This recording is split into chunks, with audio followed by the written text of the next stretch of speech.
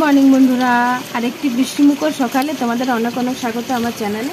তো দেখো, সকাল থেকে বৃষ্টি শুরু হয়ে গেছে। ছেলে স্কুল চলে গেছে, ছেলের তো পরীক্ষা, যেতেই হবে।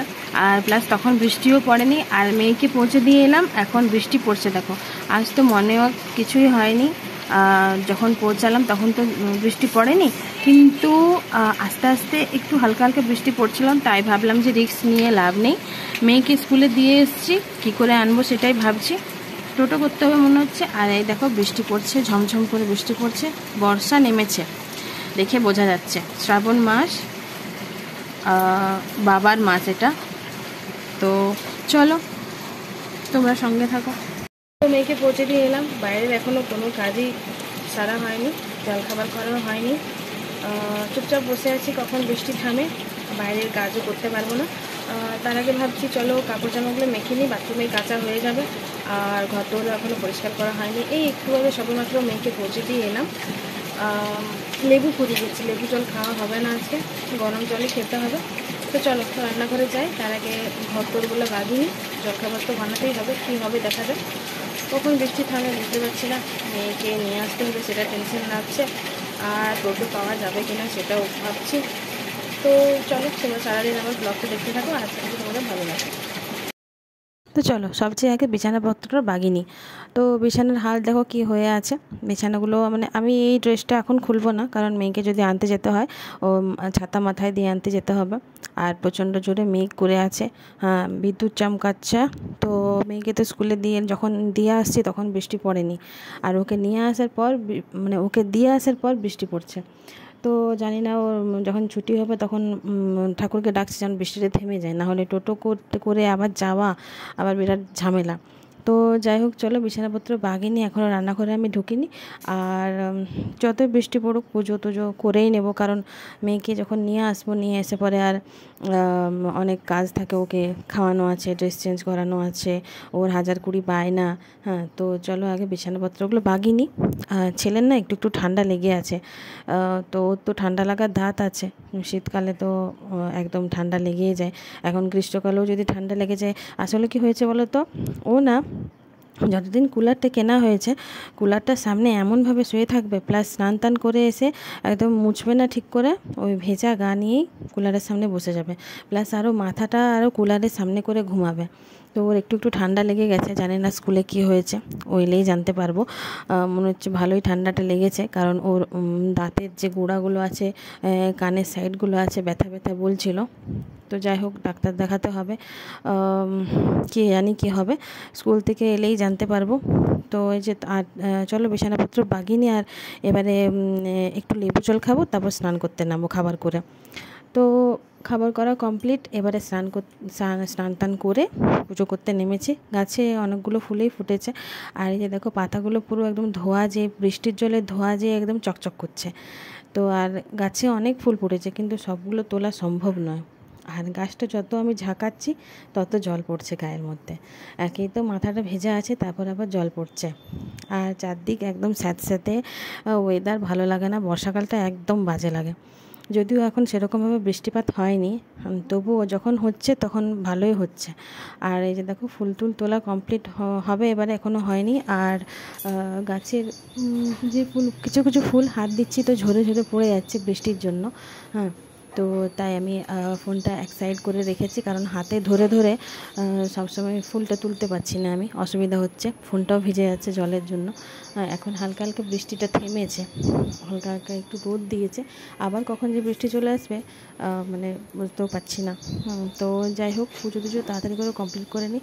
তোমাদের দাদাভাই বসে বসে এত দেরি করে, আমি এই যে স্নান করতে নেমেছি, পুজো করতে, আমার পুজো কমপ্লিট হয়ে যাব, তখনও দেখবো ও বাথরুমে ঢুকে আছে। আর মেয়েকে আনতে যেতে প্রত্যেক দিন লেট হয়ে যায়, কিন্তু ভাইকে যদি বলি আনতে, ও একদম আগে যাবে, সবচেয়ে 10টার সময় ছুটি হয়, ও 10:10 পৌঁছে যাবে স্কুল। তাই আমার মেয়ে বলে, মা বাবা তোমরা এত দেরি করো কেন, কাকাকে পাঠাবে আনার জন্য, তোমরা প্রতিদিন দেরি করো, আমাদের স্যার বকে আমাকে, তোমরা এত দেরি করো আসতে। তো গাছে এত ফুল ফুটেছে, লোভও লাগছে, আর হাতে একদম লিমিটেড সময়, তো যতগুলো পারলাম তুললাম। আর জবা ফুল ফুটেছে অনেকগুলোই, জবা ফুলগুলো তুলে নেব গাছের থেকে। আর চলো, আর এইখানে একটা তার টাঙানো আছে, ওই তারটাতে এত পিঁপড়ে কি বলবো। আর জবা ফুলগুলো ফুটেছে, দেখো কি সুন্দর লাগছে না, লাল জবাটা একদম লাল টুকটুকে জবা। মায়ের চরণে দেবো আর তুলসী মঞ্চে দেবো একটা। শনি মঙ্গলবারে, প্রত্যেক শনি মঙ্গলবারে আমি তুলসী মঞ্চে জবা ফুল দিই একটা করে, মা বলেছে।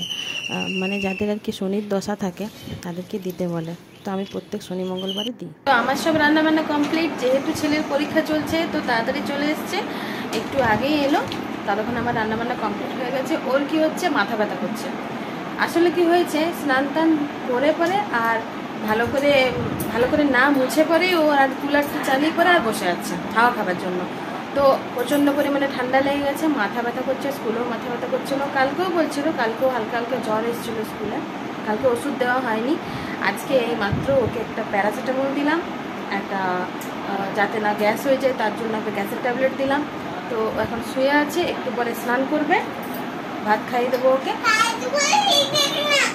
দেখেছ, মানে ওকে ছাড়া আমার ছেলেকে ওর হাত বোলানো চলবে না। গায়ে মাথায় যদি কোনো সময় একটু হাত বুলি দিই, তো দাদাকে হাত দিলে কেন আর দাদাকে হাত দিলে কেন, মানে আমার ছেলের গায়ে কোনো সময়, মানে ওর দাদার গায়ে যদি কোনো সময় আমি একটু হাত বোলাই, মাথার গায়ে হাত বোলাই, এত চিৎকার করে দাদার গায়ে হাত দিলে কেন, দাদার গায়ে হাত দিলে কেন, যেন আমি ওর একাই মা, ওর একাই বাবা। আর কালকে 2-3 দিন আগেকার কথা তোমাদের সঙ্গে শেয়ার করা হয়নি, সেদিনকে আমি স্কুল আনতে যাইনি ওকে, ওর বাবা গেছিল। তো ওর বাবা আর কি ওর একটা বান্ধবীর গায়ে মাথায় আর কি হাত দিয়ে দিয়েছে।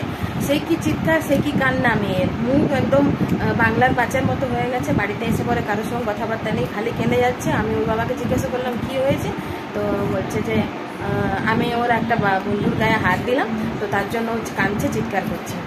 মানে ওর বাবা যদি কেউ নিয়ে নেয় এরকম ধারণা ওর। তো যাই হোক, চলো, ছেলের এখন একটু শরীরটা খারাপ লাগছে, তো স্নান টান দেখি করবে কি না। তো আমার রান্নাবান্না তো সব কমপ্লিট হয়ে গেছে, চলো তোমাদের সঙ্গে শেয়ার করে কী কী রান্না করেছি। আজকে রান্না হয়েছে দুপুরে, এইখানে আছে পুঁই দিয়ে, কুমড়ো দিয়ে, কচু দিয়ে তরকারি, যেটা তোমাদের দাদাভাইয়ের খুব ফেভারেট।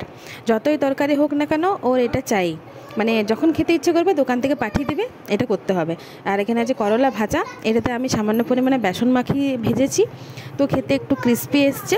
আর এখানে আছে শাক দিয়ে আলু দিয়ে তরকারি, বেগুন ছাড়া, টমেটো দেওয়া আছে, ঝাল ঝাল করে পূজায় রান্না করেছে। শাকের তরকারিটা পূজা খুব ভালো রান্না করে। আর এখানে আছে মুগের ডাল, যেটা তোমাদের দাদাভাই আর আমি খাবো। তোমার দাদাভাই যেহেতু শ্রাবণ মাস করছে তো মুসুরির ডাল খেতে পাবে না, খায় না। তো আর এখানে আছে ডিম সেদ্ধ, সকালে করেছিলাম জলখাবারে খাওয়ার জন্য, কিন্তু সবাই বললো যে এখন খাবো না, ভাতের সঙ্গে খাবো। আর এখানে আছে চারাপোনা মাছ নেওয়া হয়েছে মায়ের জন্য, তো কাঁচকলা দিয়ে, পেঁপে দিয়ে, আলু দিয়ে একটা সেদ্ধ ঝোল করা হয়েছে মায়ের জন্য, কম মশলা দিয়ে।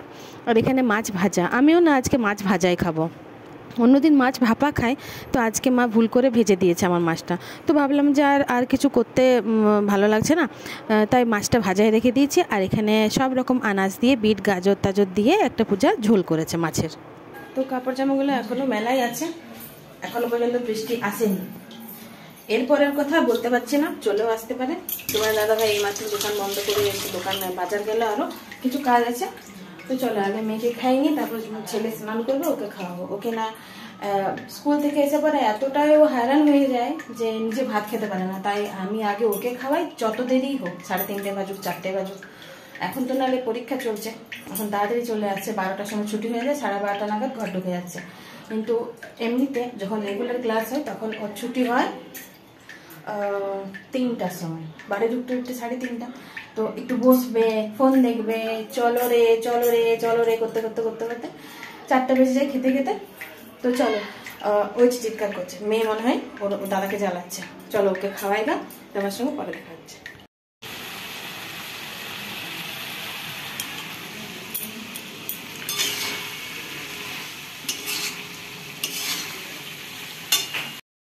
আজকে রাতে না তরকারি আলাদা আলাদা হবে, কারণ এই যে এখানে অল্প পরিমাণে হয়েছে ভেন্ডি আলুর তরকারি, যেটা পূজা রান্না করে চলে গেছে। আর আমি করব কাবলি ছোলার তরকারি, যেটা আমি প্রেসার কুকারে অলরেডি দিয়ে দিয়েছি, এটা এবারে সেদ্ধ করে নেব।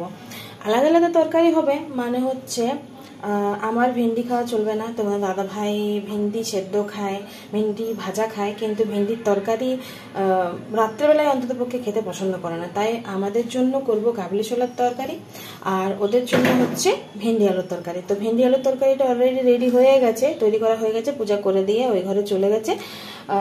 এখন আছে বিকেলবেলা, এখন বাজছে বিকেল 6টা 6:30 এরকম বাজবে। তো সূর্য ডুবে গেছে ঠিক কথাই, কিন্তু এখনো আলোটা যায়নি। আর এখানে তোমাদের দাদাভাই এখন দোকানের জন্য রেডি হচ্ছে। এই যে দোকান যাচ্ছে, জুতো পরবে, তার জন্য ওই চালাঘরে ঢুকে পড়েছে, কারণ বৃষ্টির জন্য জুতোগুলো ওখানেই রাখতে হয়। আর ওই যে আসছে। তো চলো, এই যে সন্ধে হব হয়ে গেছে, চলো তবে ও দোকান চলে যাক, ওনার ফোনটা নিয়ে চলে যাবে, কারণ এডিটিং করতে হয়, তো দোকানে বসে বসে ও এডিটিং করে। আর চলো তবে আমি রান্নাবান্না সব সারি আস্তে আস্তে, বাচ্চাগুলোকে পড়তেও বসাতে আছে, ছেলের পরীক্ষা আছে। চলো তবে এখনকার মতো টাটা, ওকে ফোনটা দিয়ে দিই, তোমাদের সঙ্গে পরে দেখা হচ্ছে, মানে তোমার দাদাভাই দোকান থেকে আসার পর।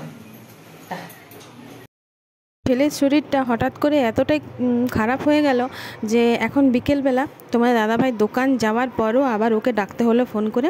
আমার ছেলেকে নিয়ে এখন ডাক্তারখানা যাচ্ছি, তাই চলো রেডি হয়ে গেছি, চলো এবার ডাক্তারখানায় যাই। আমার যেটা ভয় লাগছে, জানি না কি সেটা হবে কি না। তো আমার মনে মনে ভয় হচ্ছে ওর মামস হয়েছে, মানে গলাটা এরকম পরিমাণে ফুলেছে যে মামসেই একমাত্র এরকম হয়। আবার ঠান্ডা লেগে যদি টনসিল ফুলে যায় তখনও এরকম হয়, কিন্তু এটা অস্বাভাবিকভাবে মুখটা দেখো কেমন ফুলে গেছে, ফুলে একদম গোল হয়ে গেছে। তো ওর স্কুলে মনে হয় কারুকার হয়েছিল, আমার এটা সন্দেহ লাগছে। দেখা যাক ডাক্তারবাবু কি বলে, ডাক্তারবাবু তো সব জানে। ওর এত শরীর খারাপ সত্ত্বেও দেখো ওর ফুর্তি কত। ওকে শুধু বললাম যে একটু কথাটা বল, ক্যামেরাতে আমি ক্যাপচার করি, তো দেখো কি করছে। আর ভেতরে প্রচণ্ড ভিড়। এখন চলে এসেছি ডাক্তারখানাতে। আমার ছেলের প্রচণ্ড গলায় ব্যথা, এইগুলো ফুলে গেছে, গ্যালাসগুলো ফুলে গেছে, জানি না কেন, ঠান্ডা লেগেছে না অন্য কিছু বুঝতে পারছি না। তাই টেনশনে তোমার দাদাভাইকে দোকান থেকে ডাকলাম, প্রচণ্ড জ্বরও এসছে, ওই জন্য ডাক্তারখানা চলে এসেছি। কিন্তু দেখা যাক ডাক্তারবাবু কী বলে, ওষুধপাতি তো খাওয়াতে হবে, নাহলে এমনিতে আমি ওদেরকে হোমিওপ্যাথিতে ইয়ে করাই। তো যাই হোক, এখন অ্যালোপ্যাথি না খাওয়ালে হবে না, কারণ ওর এখন পরীক্ষা চলছে, জানি না কালকে পরীক্ষা দিতে পারবে কিনা, প্রচণ্ড টেনশন হচ্ছে। ওর বাবা তো বলছে পরীক্ষা দেওয়ারই দরকার নেই। তো চলো দেখা যাক ডাক্তারবাবু কী বলে, তোমাদের সঙ্গে পরে দেখা হচ্ছে।